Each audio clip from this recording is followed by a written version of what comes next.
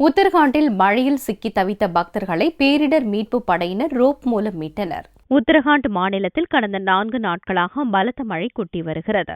இதனால் கங்கை, கோசி, சராயு, அலக்நந்தா ஆறுகளில் வெள்ளம் கரை புரண்டு ஓடுகிறது. தொடர் மழை காரணமாக பல இடங்களில் நிலச்சரிவு ஏற்பட்டு நெடுஞ்சாலைகளில் போக்குவரத்து பாதிக்கப்பட்டுள்ளது. உத்தரகாண்டில் புகழ்பெற்ற யமுனோத்ரி, கங்கோத்ரி, கேதார்நாத், பத்ரிநாத் புனித ஸ்தலங்களுக்கு யாத்திரை மேற்கொண்டு வரும் பக்தர்கள் தொடர் மழையால் நடுவழியில் தத்தளித்து வருகின்றனர். உத்தரகாசி மாவட்டத்தில் கங்கோத்ரியிலிருந்து கோமுக் செல்லும் வழியில் திடீர் வெள்ளப்பெருக்கில் சிக்கி தவித்த பக்தர்களை தேசிய பேரிடர் மீட்பு படையினர் ரோப் மூலம் மீட்டனர்.